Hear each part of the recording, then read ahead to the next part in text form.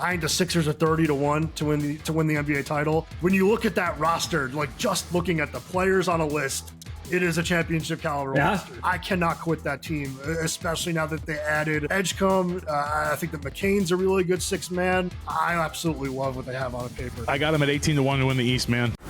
This is Pod to the Futures with Mitch Moss and Jonathan Von Tobel on VSiN, the Sports Betting Network. What's up, folks, and welcome into another rousing edition of Pod to the Futures. Jonathan Von Tobel, Mitch Moss with you. It is a special day for those who celebrate. The NBA officially begins today. As you can tell, I'm excited. Mitch is pumped up as well. Mitch, one of the rare folks on the network that actually does pay attention to the NBA, right? When it starts in the regular season, we got a Jerry Tarkanian signed basketball. How we doing? Man, oh, man. Come on. How are we not excited about this? I am. I honestly wish that they would start on Christmas Day just because my brain can't really handle it to begin with. But I'm super excited, and I was on my apps, no joke, for like 90 minutes today looking for bets tonight. Yeah, dude, I'm excited. I can't wait. I'm very, very excited to see both games, really. But Houston OKC should be a ton of fun. Obviously, we're not going to spend a lot of time on that. We're a Futures pod. But we will have an NBA-themed episode today. Coming up in 10 minutes, Zach Cohen's going to be with us to get pretty much the whole episode. It's going to be on the NBA. We're going to open up with a little football, but look ahead to some futures for the association season that is tipping off this evening. But we do have to start in football. There's a lot of bases to cover in a short amount of time. So what do you think? What is the most important outcome of the weekend that leads to a futures opportunity one way or the other? Well, I'm glad that we got on the Chiefs last week. Yep. Right? Because now is when you're buying high. I don't think the win over the Lions, you were buying high because it was still like 9-1 and they were not the short shot. Now, after the Raiders stink, we get that, right?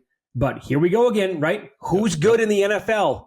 I know one team is, and that's Kansas City. And I got 9-1 in pocket now. So I know that that's not the best number that was available on them because I think they drifted out to like 12, 13-1 when they were struggling. But I will gladly look at my 9-1 ticket in pocket in January when they're probably hosting the freaking AFC title game and have a smile on my face. Yes. So we've been trying to spread our wings on social media. I don't think that you have the TikTok, if you will. I do. I'm not great at it, but... Okay, so I put up a video of us talking about the Chiefs there, and there was a whole bunch of, you're a moron. You're like, this is not when you buy. You're supposed to buy 3 weeks ago. Well, plus 150 to win the division, which is what I added last week, is now minus 130 to win the division, to your point.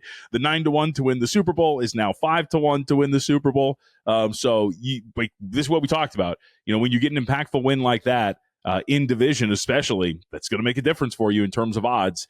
And they're healthy. They look explosive. Maybe it's the Raiders, but dude, this team looks in an AFC and an NFL like we talked about last week. Who the hell is good? Outside of, I mean, again, I'm a homer. You can tell me if I'm wrong. Colts are their biggest competition? Yeah. As of right now, I would think yes. Patriots? Maybe. What do you think about that team overall? But dude, that was yet another very impressive curb stomping by your Colts. Dude. So they are the real deal. But like, what does that look like when Danny Dimes has to take on Patrick Mahomes in a playoff game? I would agree. The one thing, and you know what, so kind of the theme of the notes that I put in there was like, hey, new favorites, right? We have a new favorite to win Defensive Rookie of the Year, all these things. You know, we have a new favorite for most wins in the National Football League, and that is the Indianapolis Colts at plus 450. So, and this is something that on Money Moves, I've been kind of not pounding the desk, but I've been bringing it up almost every week. Like, guys, look, like, you know, the schedule's not that bad. Like this, depending on what you think about Indianapolis or whatever it is in the grand scheme of championship contenders, that's fine. But the team that wins the most games is not always necessarily the best team in the National Football League. The Colts maybe could check those boxes. I think their defense is a little shaky, but dude, this team's going to rack up some wins. And to your point, you know, it's going to be tough to take out Patrick Mahomes. I was going back and forth in a friendly way with Jeff Schwartz, our guy that helps us out here every once in a while on the network and does stuff for Fox. And, you know, I tweeted out during the Chargers game, like, Colts best team in the league. And he asked me, what's the argument against them? And I said, logically, it's the defense and Patrick Mahomes. Like, those are the two things. So, hey, you'd rather have Mahomes have to come to Indianapolis. And if you take care of business, you're setting yourself up for him to have to go out there to Indy and play you on your turf as opposed to having to go out there in the frigid conditions. I think they're good enough offensively, especially on the ground, to handle a cold weather game like that. But you'd much rather prefer put Danny Dimes in the best situation possible. No, 100% agree. And I will throw, I kind of brought this team up a little tongue-in-cheek, but I will run down their schedule here. Like, will the Patriots be the fly in the ointment for the Bills in that division, and also like the Chiefs and the Colts? Their schedule's incredible. I mean, it's absolutely laughable. When you look at the remaining SOS, the combined opponents' winning percentage is like 319.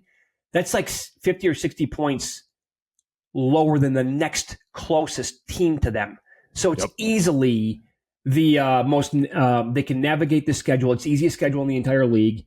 They get Browns, Atlanta at home, at Bucks, Jets, at Bengals, Giants, bye week, the Bills rematch, at Ravens, at Jets, Dolphins. Like, they already beat the Bills. So they have that game banked. At the Bucks, difficult, obviously. At the Ravens, who the hell knows? But like every other game there, they're going to be favored in. Yep. They're 13-1 for most wins in the NFL. That's like, for given where they're at in given where they're at record wise. So for those who don't know off the top of their head in terms of most wins, Indianapolis is your leader at 6-1. If you're looking at it from a win percentage standpoint, the Packers are technically 4-1-1. Not technically, that's their record. But then it's the Patriots at 5-2, along with the 49ers, the Broncos, the Eagles, and the Bucks, Lions, Seahawks, Rams. Those are all the teams that are at 5-2. So there's a glut of teams that are up there with just 2 losses. But of those with the most opportunity in front of them, dude, New England. Like you mentioned with that schedule, would you be shocked if they go through that portion of the schedule blemish-free going into that Bills game at home on December 14th? I don't think it would be the craziest thing in the world. I honestly think 13-4 is doable, and I think 14-3 is a possibility. Sure. With the schedule. Yep. And May's playing out of his mind. 2 incompletions last week. I get it. It was the Titans. The dude's right there. He's like 4th on the odds board to win the MVP, and he deserves to be. Ooh, so fine, I'll phrase it this way then. What do you think is, the odds will tell us the actual answer, but what would you rather have? What do you think is the better choice for you? Drake May MVP or Patriots most wins at 13-1? I'd rather just do most wins because I don't want to leave it up to the voters. Right? Give me the binary yes, no, like win-loss. Like, let me decide it there as opposed to, I don't think he's worthy of this in his second year. I'm going to vote for X. And I love Patrick Mahomes again, yada, yada, yada. And I can't get away from this. Sure. Yep. Yeah. So I would much rather have that. Or maybe the 1 seed in the AFC. Because if they win 13 games and they're pushing for the most wins in the AFC, can a team from the NFC have that many wins? Like, would it be the Lions? I don't think the Rams are going to win that many. I don't think so either. I don't know.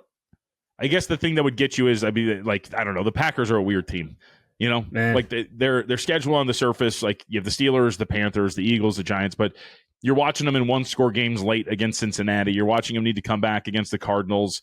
I don't think there's really any shame in tying with the Cowboys, considering how well Dak Prescott's playing. But you lose to the Browns. It was one of those. Mina Kimes actually had a really good analogy for the Green Bay Packers, and it was she used an analogy for the Green Bay Packers. It was She's All That, I think it is. What's the one where the chick with the painted overalls and it's like Freddie Prinze Jr. has to go and date her and make her into a hot chick, but we all knew she's actually hot. She was just wearing glasses. But you know what I'm saying? It's just like one of those. Her analogy was just like, just take the glasses off. You're going to be hot. Okay. And it's the Green Bay Packers. Like, just stop doing what you're doing, and you're going to be the best team in the NFL. But they just keep doing this garbage. I get those movies confused. My Lorraine would know that immediately. She's like, oh my God, I've seen that 17 times. Of course, Freddie Prinze was so good in it, and that whatever. Yeah, she would know the name. The only thing I know is Not Another Teen Movie. You ever watch that one? Excellent. It's one of my favorite. It's one of my favorite parodies of all time. Absolutely brilliant. One of the, I think it's the best. It set off like the entire. We could go down that path. That is like the best thing in the entire world. I'm talking about a real shit bomb. Absolutely tremendous. By the way, we have a new format. You're not allowed to say bad words. All right. Really quickly before we get out of here. Yeah, that's right. Don't worry. Wyatt will get it. Yep. Wyatt pops up at the thing. Come on now. He's all right. He'll get it. Sorry. Mark it down. 9 minutes in a second. Okay. Anything else NFL related before we get to, because Zach Cohen's going to join us in a couple of minutes. Anything else you wanted to hit on? I did want to note really quickly as I ask you and then answer. Jonathan Taylor, even money for Offensive Player of the Year. Yeah. We have a new favorite to win Defensive Rookie of the Year, Jod Campbell. We went over some of the Chiefs and MVP stuff. Mahomes favored to win that. Anything stick out after the week that we didn't hit on? Well, are you going to add more Quinshon Judkins to win Offensive Rookie of the Year? I texted you. You didn't text me back. You're a busy man, but the agenda's back on. The agenda's back on 3 touchdowns. Hold on. I'm pretty sure I texted you back. Oh, maybe it did. I was busy. I was on the air. think you ignored my response to what it was. I don't have him. He's like the one guy. I have that. I have the offensive rookie of the year in a figure 4 leg lock, and I'm afraid that I'm going to be the one getting my knees broken over it, because if he wins, I'm taken out in a body bag. You don't have anything? I have nothing on him. I know we've talked about him, but I elected not to do it because I got like 6 guys already, and I'm like, I have too many guys. Oh, sure, yeah. But I'm sitting there with Dart at 25, Scadaboo at like 80. Westgate put up Scadaboo 150 to 1 after like week 1. Yeah. Added more of that. Agbuka for my lungs at 50 to 1. So do I really? I don't know. I want to make money in this market, and if he wins, I'm going to be very disappointed. So I don't know what I'm going to do yet. Yeah, there's that. And I will say finally, maybe they're listening to us, but the agenda for Tyler Warren is finally, like, they've kind of smartened up here a little bit. It's ridiculous that they let him float out to like 11 to 1, like the time we talked about him. He's plus 450 to do it. So, all right, quick note on college. Let me just ask you this. It's a loaded question before we get to Zach. Diego Pavia, the Heisman Trophy candidacy is real. Fernando Mendoza is still the favorite at plus 340. Vanderbilt quarterback Diego Pavia at 7 to 1. What are we looking at here? Do we think it's legitimate? I mean, right now, the resume is looking great. And they look legitimately good. Like, they don't look like a team that is skating by the skin of their teeth and getting some unlikely wins. You know who Vandy is? Vandy is your Colts. Sure. I buy into them. Yep. And look, I mean, I guess Pavia was 50 to 1 to win it before the LSU game. Yep. So if I didn't bet him then, I'm not going to bet him now. But we also know somebody, JVT, you and I, and the network knows somebody who has nice tickets on him at 300 to 1. Wow. Nice tickets there. He showed me in a text message last week. So I'm pulling for that guy. But right now, 7 to 1. I don't know. Do you want to bet that at this point? No, and that's why, at these moments I like to bring these up, because it's like, do we search somewhere else for somebody else to go and get this done? I was kind of pulling for Jade Mayava, but I don't think they put that loss on him out there at Notre Dame. But he's now to 60 to 1. Yeah. But their schedule, moving forward, you can put up some big numbers and come storming back here for this award. I'll tell you, if you're USC. Pavia would be the people that gave you. They were busting your chops on social media for the Chiefs. No, you don't buy. That's Pavia right now. Yes. You're buying at the absolute highest point imaginable for him. Also, I don't think Maeva can win it, honestly. But I do think the team that beat them, Notre Dame, they can win the whole thing.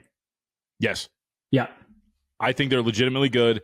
Their defenses turned things around. Yep. I think USC is pretty good, but like their defense is looking a lot better in the last 3 weeks. And this was the litmus test. I brought this up during this week because a lot of people were freaking out because they beat the crap out of Arkansas, Boise, and NC State. And I was like, let me see this against USC. Let's see what that looks like. And that looked legitimately good. And I'm with you. And Carr's good, man. Oh, absolutely. That's a team that I wouldn't be surprised, because I was going to ask. There's not that much, I think, on the futures board in terms of to win a national championship. But if you're going anywhere else outside of the big boys at the top, Alabama and Ohio State, you're still getting Notre Dame at 11 to 1, which I don't think is awful at all. No, I would agree. And then I think the defense is going to keep getting better and better. I think Freeman's awesome as a head coach. Carr is he's phenomenal. I mean, what does his career look like overall? Yep. Staying at Notre Dame if he does. I mean, in this crazy world that we live in now.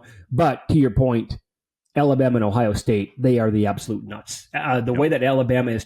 And by the way, how fluky was that week 1 loss to Florida State? FSU's 0-4 in conference? Yeah. I mean, I asked somebody, I can't remember who I asked. I think it was Stormy when we were just sitting there going over some of the numbers and like the results from, the weekend on Sunday during our Sunday show.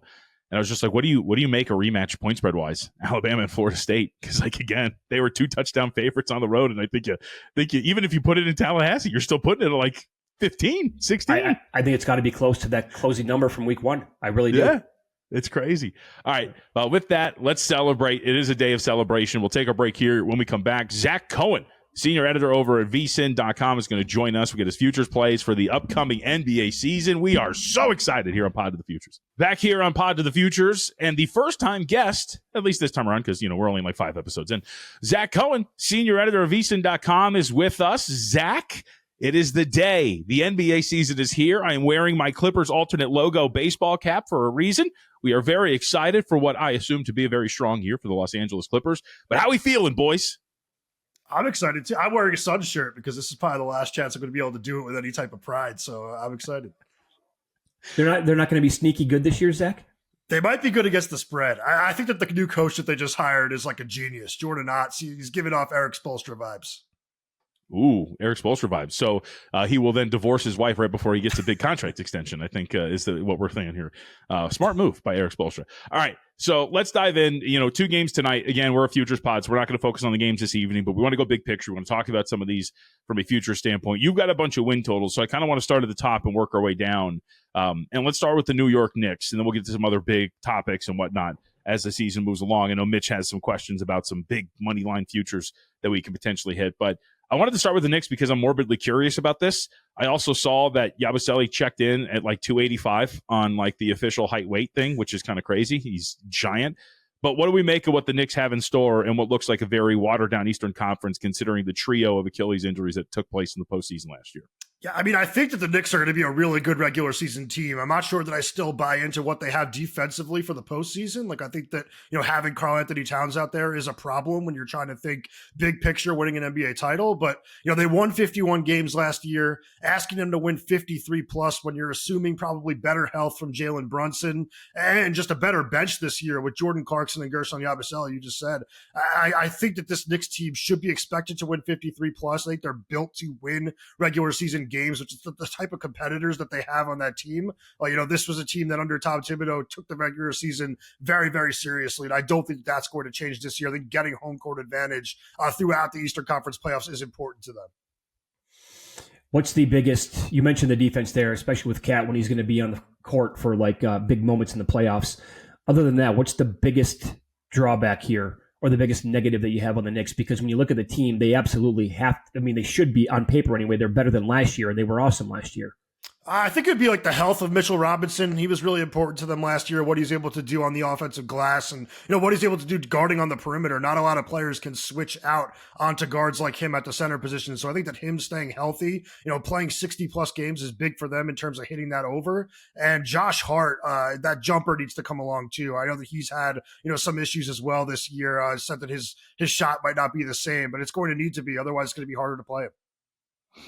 All right, let's take a look at some others. And again, Zach Cohen with us here, VSiN.com at Betting on X. You want to give him a follow up on Twitter. In the Western Conference, so I think that you and I agree and differ at the same time on the Golden State Warriors. I think the peak of Golden State is as good as anybody in the NBA. My concern with them in the big picture is whether or not Jimmy Butler, who consistently misses time, is going to stay healthy. So how do you view this team with a win total of about 47.5? Yeah, I mean, I took the over on that number. I agree with you. It's a little hard to trust this team to stay healthy, not just Butler, everyone. I mean, Curry's had his issues. This is a very old team, but they are really deep now. I mean, I think they did a really good job of addressing their depth this summer. I think Pajemski, being out there to kind of take some stress off the guards is really big. And I think that bringing Kuminga back in the long run, at least for this season, helps them. I just think that there's a lot that he could do in terms of just bringing them energy, and being kind of in the NBA betting guide, I put, a break glass in case of emergency player. If somebody misses time, just, play him 30 plus minutes, roll the ball out to him, run the offense through him. I just think that's going to help them a lot. And I'm really, really high on the Al Horford signing. I probably shouldn't be. A player that age really shouldn't be counted on that much, but you're talking about a team that had nothing at the center position last year. I mean, Looney is a good energy player. I don't think they're going to miss him too much. Horford is, a great 3-point shooter, a really good decision maker, and still a much better defender than he is given credit for at his age. Mm-hmm. I'm assuming that both of you have had a chance to look at Kevin Pelton's projections for the year at ESPN.com, and he is ultra high on this team.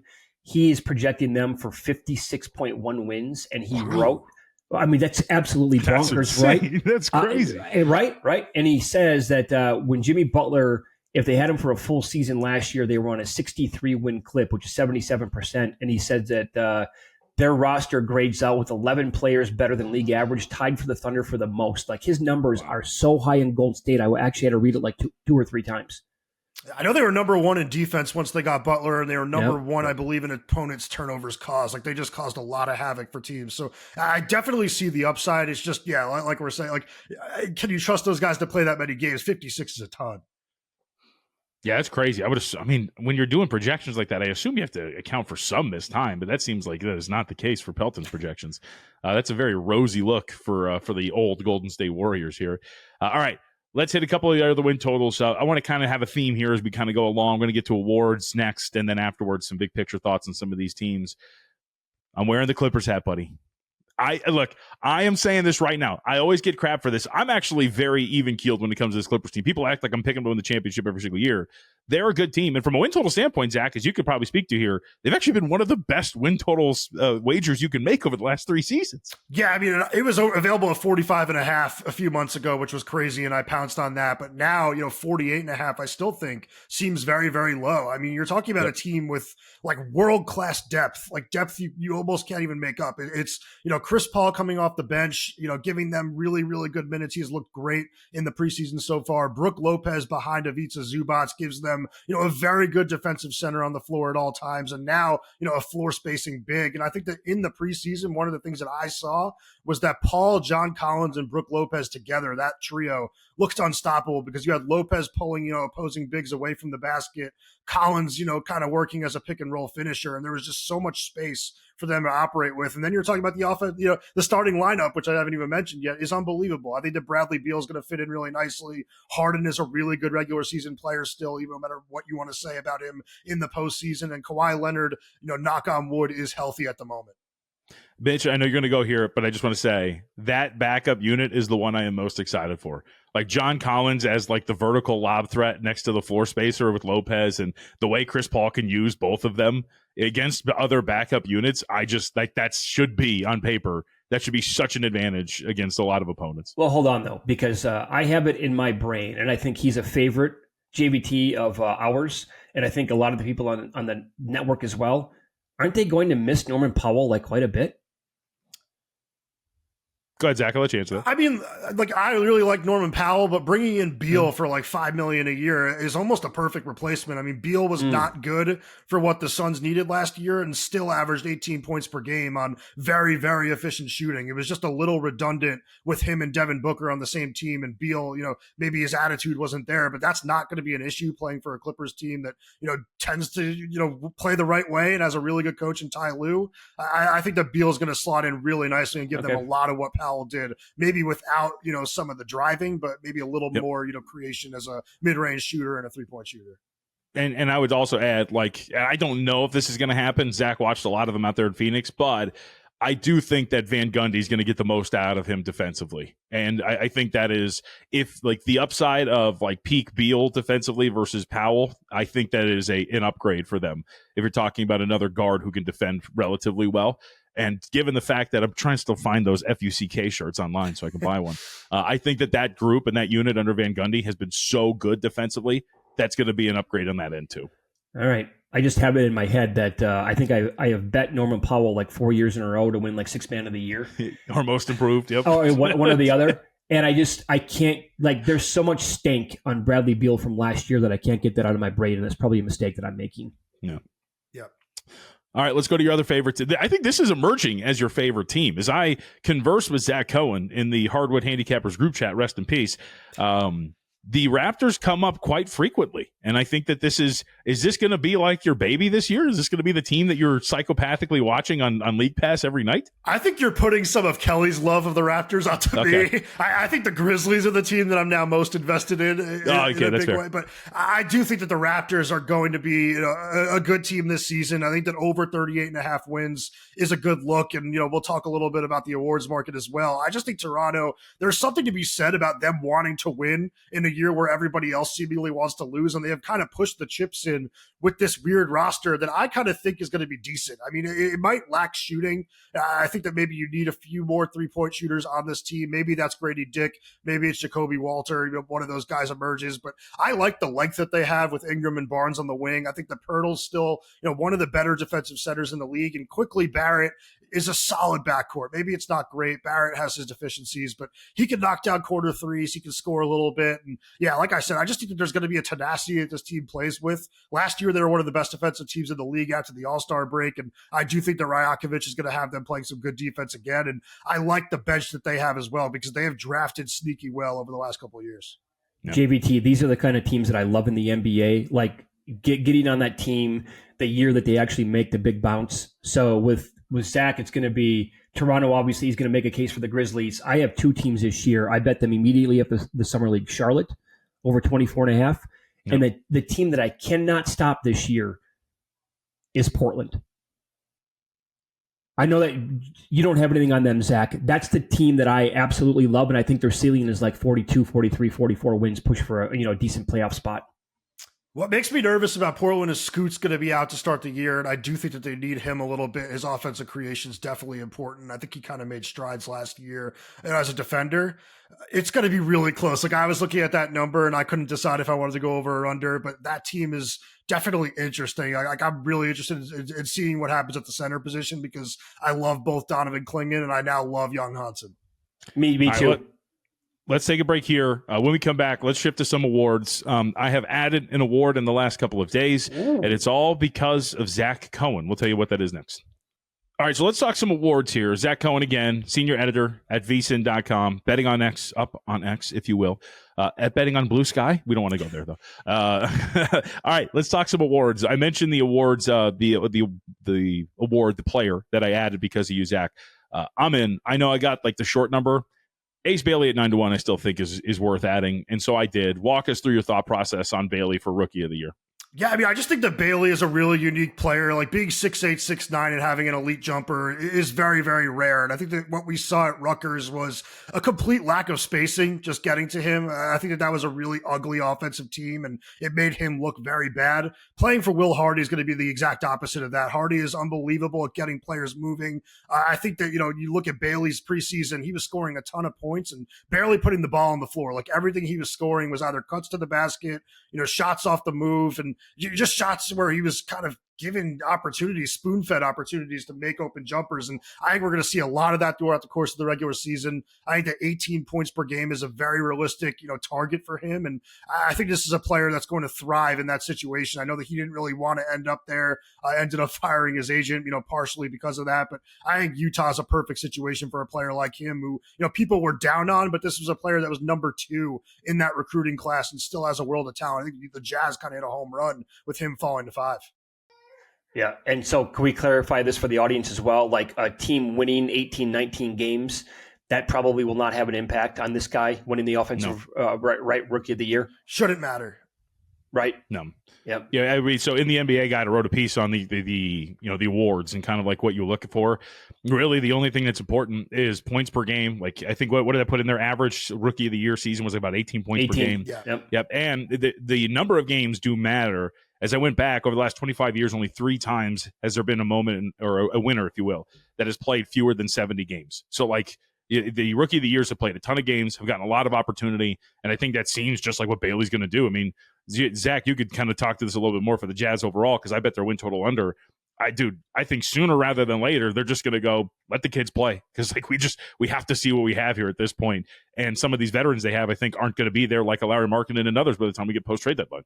Yeah, I'd be surprised if they don't trade Markkinen this year. And we know that if Markkinen has the slightest bit of pain anywhere, they're going to pull him out. So that's going to be more opportunities for Bailey to play. And yeah, I don't think the winning is going to matter. I mean, I would still say this is probably Flagg that ends up winning it, just because he's going to play such a big role in a winning team and just kind of be in the national spotlight. But if you're not taking Flagg, I think that Bailey's the play, even down at 9-1. I think that's a good play. The guy that I bet right after the draft, because I liked the landing spot initially, but now I have no idea what the hell this organization is doing, as always. Sacramento, I took Neat Clifford at 80 and 100-1, but now they've added Russ. I mean, I think that kid's game is going to translate to the NBA like immediately. But this roster, what are they doing in Sacramento? It's insane. I did write down, actually, because I'm probably going to end up adding a few more futures right before tip-off tonight. But I have Neat Clifford plus 750 all-rookie first team. And beautiful. Yeah, and Jaeger Demon plus 330 all-rookie first team, the Nets' first pick. I just think both those guys are going to have really good seasons. I think Clifford hopefully is not impacted by the Russ signing, just because he is a wing, but he is a player that, makes really good decisions on the ball, and you definitely want the ball in his hands. So hopefully they are not sacrificing his development by bringing in Russ, because yeah, like you said, I have no idea what they're doing. They're not going to be a good team this year. They need to play Clifford and just let him grow. For our audience, and if you're in a market like, DraftKings, anywhere else, FanDuel that offers those, I really do. I think I should start to get into more of those like all NBA first team or all rookie teams. When you have these guys, like I wrote in the guide, my diet Victor Wembanyama MVP vet was first team all NBA. Mm-hmm. I don't know if they're going to win enough games for him to realistically win MVP, but I think he's good enough to be considered one of the 5 best players in the league this year. And so to get that at like plus 220, like Zach notes there, Mitch, you took a long shot with Nick Clifford. So instead of asking him to win the award, ask him to be one of the top 5 rookies in the league. I think that is a perfectly fine ask, and you're not getting 80 to 1 or 100 to 1, but you're getting plus 750. Those all first teams are a really good way to kind of supplement those bets, I think. I love that. That's a great catch by you, Zach, and I got it. I have to be honest here. Like, where is that even available? I know you brought up DraftKings FanDuel, but like, can we even bet that stuff in Las Vegas? It was either DK or FanDuel. I haven't one or the other. Yeah. So I think you're driving to the Hoover Dam, Mitch. Get in the car. Zach will meet you there. I know. DK, by the way, I don't know if this is for this segment or not. DraftKings has Player of the Month for October, November available, and Luka is plus 370. I love that because LeBron's going to be out till mid-November, maybe end of November. So that's going to be better than his MVP odds. It's going to be no LeBron. This is going to be the Luka show for the first month. You're opening a can of worms. If only there was like a video / audio medium in which we could just discuss the NBA at length, it would be very good. I noticed that on DraftKings too. They have like a Rookie of the Month market. Yep. Like there's so many different things that they're hanging up here where if like to your point about injury or just breaking down a schedule, like if you just happen to have a slew of just terrible, defenses this month or whatever it is, and look at like, dude, there's so many different ways you can attack this now. It's insane. Wait, hold on. Is this actually voted on or is it going to be started? Like, I don't recall this in the NBA. Is that a thing? I don't know if it's you could speak to it more about the process, but like they do give out like Rookie of the Month, like Player of the Month, like accolades every single month. Yes. Yeah, I don't know who votes on it. That's probably important, but right. Yeah, so we should probably know that if we're gonna, I just know it's like a graphic they throw up on Twitter. Yeah, that's what I thought it was. Yeah, maybe Adam Silver's just sitting back and be like, this guy seems like he's having a good time. I'll click on his name. Sure. Yeah. Right. All right, let's get into a couple of others. All right, I want to ask you about this. It is ever since this is like 5 years ago now. Ever since I had Julius Randle to win Most Improved in his year with the Knicks, and he got it, I have been chasing the White Dragon. I've been trying to get it done, and I can't do it. Here we are again, Most Improved. I have Brandon Miller for the Charlotte Hornets in there. You have added one that I do like a lot. Indiana, I think, is going to be better than people expect. Of the 3 teams that have suffered the Achilles injuries, Indiana, I think, has the highest upside outside of maybe Giannis going like nuclear and whatever it is because he's great. So what do we make of some of these players? Who is it that could win Most Improved on this team?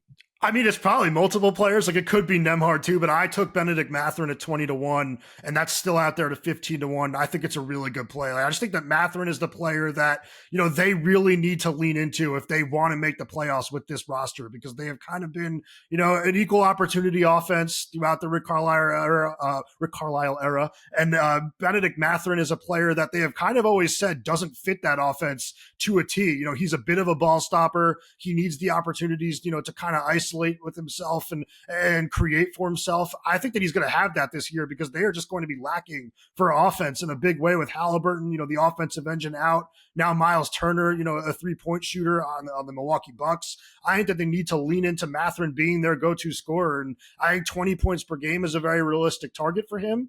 We saw during the preseason, he played very, very well. And like you said, I think Indiana is a much better team than people think. I mean, if you look at that roster, even without 2 players that are very, very good, it is 8 or 9 deep with players that not only can play in the regular season, but can compete in a postseason series. So it's still a very good team, in my opinion. I love that. I think he's a great bet to have for Most Improved. Like JBT was saying, though, this is a fickle award to bet into. Having said that, I can't quit it. 2 other guys I wanted to run by you. I brought up Portland earlier. I think there's a chance here that Shaedon Sharp's ceiling this season is just absolutely off the charts. I'm talking about 25 points per game, and he just breaks through that ceiling. And if they were to go on and win like 40-plus games. But the guy that I absolutely cannot get enough of, and he's not going to win because he's in his second year. But this is opening night tonight. I have 2 different bets on him in this game. I have 2 different bets for the season. It's Reed Sheppard. I'm the president of the Reed Sheppard fan club, and I think there's an angle here where he just fills in. There's no Fred VanVleet now with the Achilles, obviously, and that dude is a stat sheet stuffer waiting to happen. I love that guy. What do you guys think of him?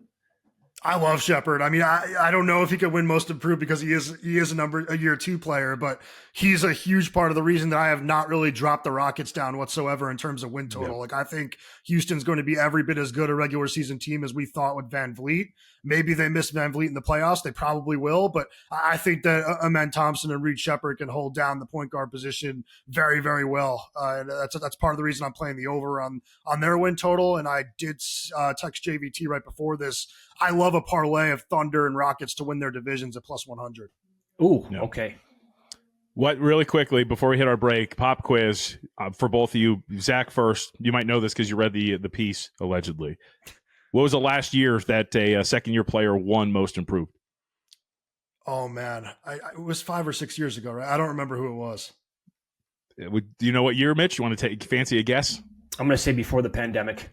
2007. Oh, the last time a second-year player won Most Improved, it was Monte Ellis.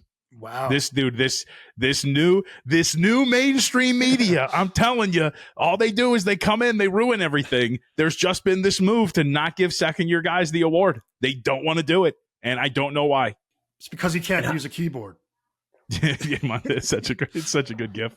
That's a deep cut for NBA Twitter. What do you got, real quick? By the way, like, how many second-year players deserved it in the last 5-6 years? Oh, don't get me started. Right? Like, at least a handful. Yes, of course. I'm still bitter that Tyrese Maxey and Desmond Bane were finalists that year. It was absolutely insane. All right, let's take our last break here. When we come back, wrap it up, get some big picture thoughts. Zach mentioned some divisions. We can talk about those. Some championship futures. We obviously have to discuss who's going to win it all and more here on Pod to the Futures. All right, Zach. Well, let's wrap it up here. You know, and we haven't gotten to all of Zach's awards and win totals. That's what the website's for. Go to VSiN.com. Check it out. All the work is up there. Looks like we're reposting some of the profiles for these teams as well. Because, of course, it's opening night, so you can check those up at the website of VSiN.com. And the NBA guide, which still has some legs in the early goings of the NBA season, as we're barely scratching the surface of the games that these guys are going to play. So, big picture, no question about it. The Thunder are the best team in the NBA. They are primed to repeat as champs. We phrase the question as this: who is their biggest obstacle? I mean, I think that the Nuggets are going to be unbelievable this season. I actually think that Denver might be better than Oklahoma City. I mean, we'll see what this all looks like in year 2 of that title defense. Like, I do think that there were some holes in the Thunder throughout that playoff run last year, and I'm not sure we're talking about them as defending champions if Tyrese Halliburton doesn't go down with that Achilles injury, because he was scorching hot to start. Or if Aaron Gordon rips his hamstring off the bone. Like, there's so many different things. Yep, right? and I know that you're a big fan of what Denver did this offseason. I am a huge fan of what they did this offseason. Swapping out Michael Porter Jr. for Cam Johnson was like genius work. I know that they gave up a future first-round pick, but you upgraded defensively. I don't think you really sacrificed much in terms of three-point shooting, and Johnson just offers so much more as a cutter, as a creator. And I just think personality-wise is a really good fit for what they're looking for as well. And then, you know, the cheap guys that they added, like Hardaway Jr. and Bruce Brown, those guys can play big minutes if you need them to. So I think that Denver is definitely the biggest threat to Oklahoma City in the Western Conference, but I'm also kind of high. If we're talking, you know, championship futures, I think that the best things you can do right now are just kind of hope for some of the teams in the East, like the Orlando Magic, who, you know, are out there 25-ish to 1. I think that's the team that if you're really chasing a big payday, it's the last one available that I think, you know, has the upside to win, just because if things do click for Orlando, like if Bane fits in right away, if Franz Wagner's jumper isn't broken, like I just think that that's a team with sky-high upside. I think that they would be right on that tier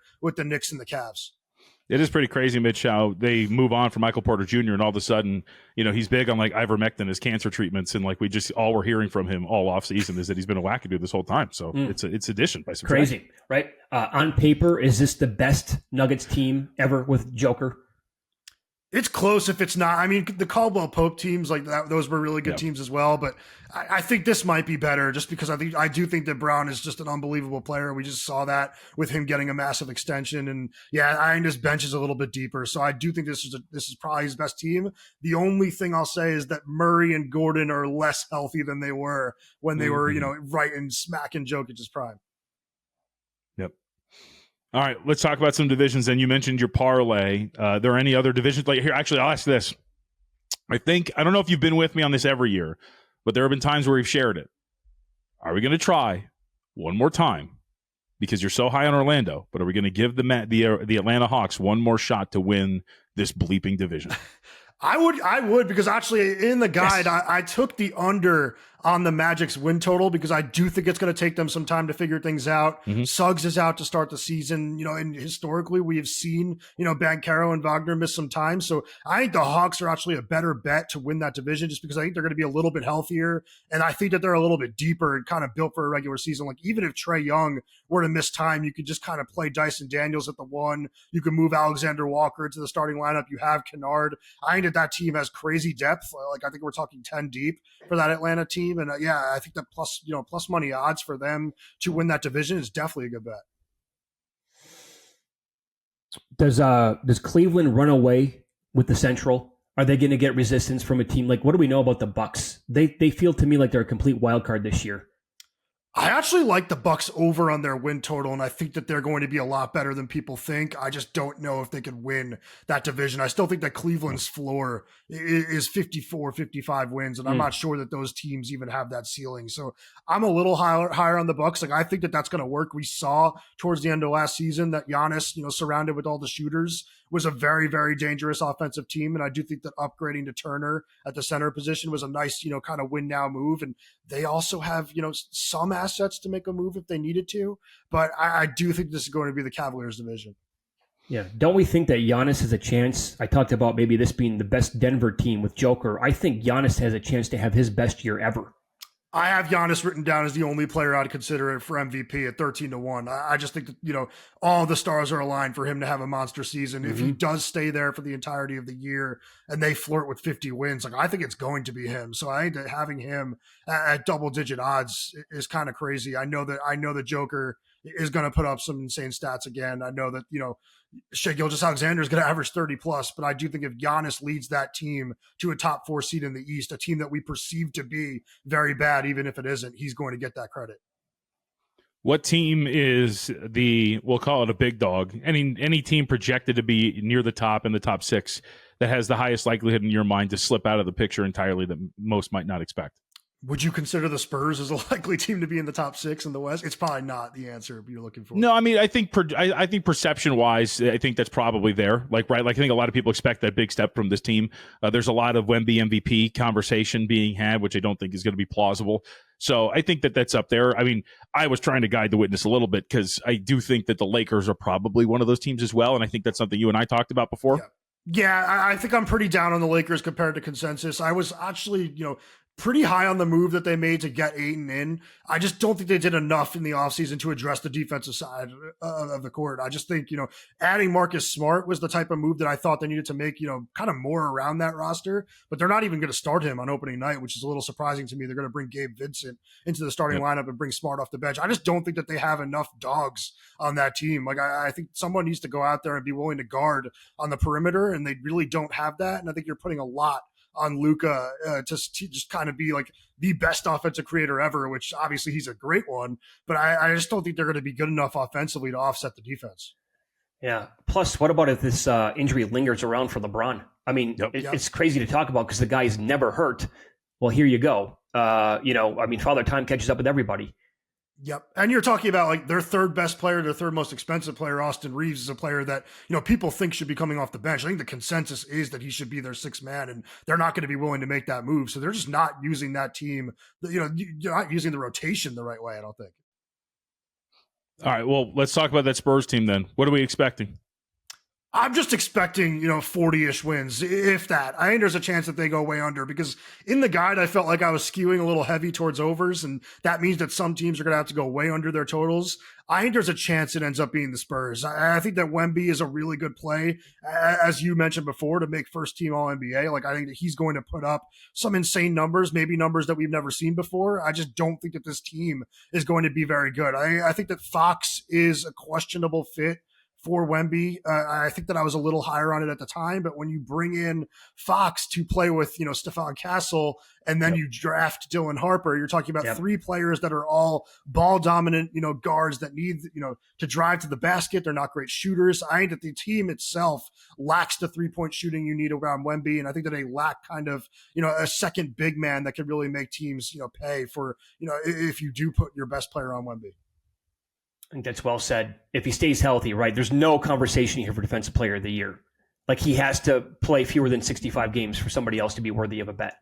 Yeah, I'd be stunned if he doesn't win Defensive Player of the Year. The only one I'd even think has a shot is Amen Thompson, but it doesn't feel like it's even worth betting. No, I agree. The media wants to give it to him so bad. It's. I feel like it's one of those bets that you're just laying that price. It's a yes, no, will Wembanyama stay healthy bet. Bingo. Yeah. That's all it is at this point right now.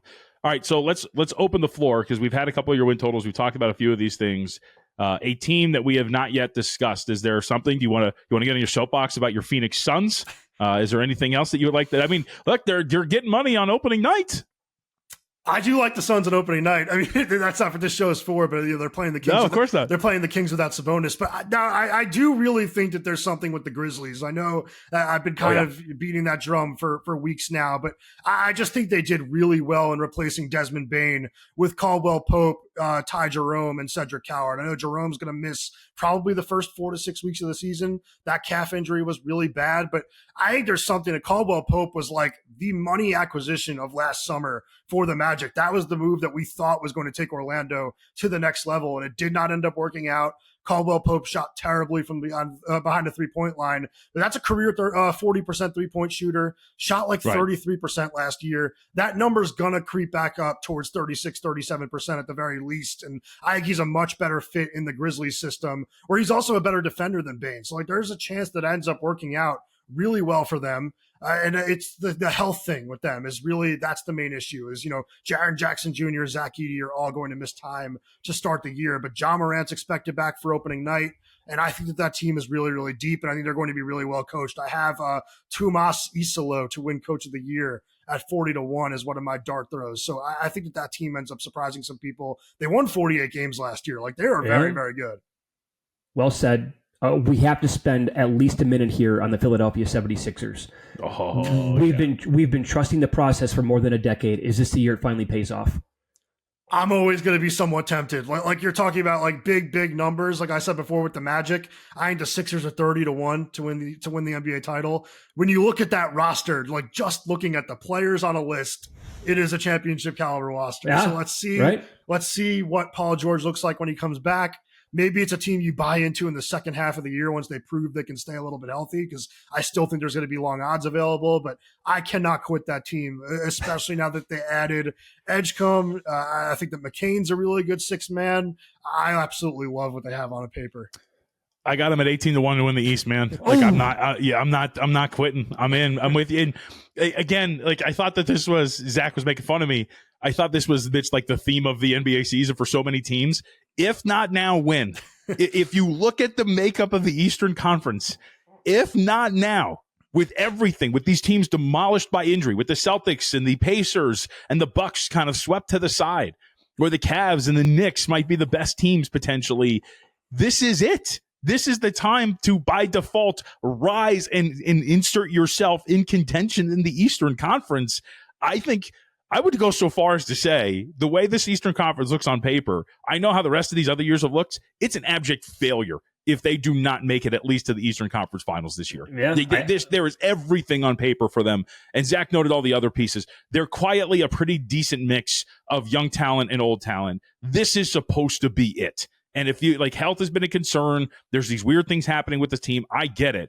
But dude, like this seems like the year that you've got to make this push to get this done. Totally agree with everything you just said. And oh, by the way, what if this is the year they do stay healthy? Yeah. Right? That's a big if. Yeah. But my God, the ceiling here for this team, the very low floor, very high ceiling, I think, on this team. Yeah, I mean, I'll go as far as to say, if they were to stay healthy, like they would win the East. If we knew for a fact that they were playing those playoff games, Paul George and Joel Embiid were joining Tyrese Maxey for an entire playoff run, they would be the team to beat in the East. I mean, especially like Quentin Grimes averaged like 26 a game last year towards the end of the season. And he's now just their fifth starter. Yep. The Grimes points props to end the season last year, they couldn't make them high enough. Oh, they were money. Yep. Absolutely. All right, we got less than a minute left. Zach, give us the spiel, all the work, and what's the schedule like in terms of NBA write-ups on a day-to-day basis up on the website? Yeah, so I'll be doing separate articles for sides and totals and then player props daily, Monday to Friday. So you'll have 2 articles from me Monday to Friday. Then on Saturday and Sunday, I'll do a combined article, a little bit shorter, but you'll have both sides and totals and player props in there. So 7 days a week, I'll have picks up.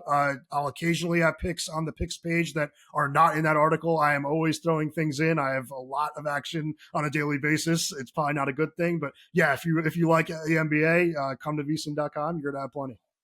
Couldn't recommend it more. Go to VSiN.com, check it out, maybe for more in the future. Zach, we appreciate it. Thank you very much. Mitch, as always, my partner in crime here on Pod to the Futures. Like, rate, review, subscribe, and we'll be back next week with another rousing edition of your favorite pod to the Futures.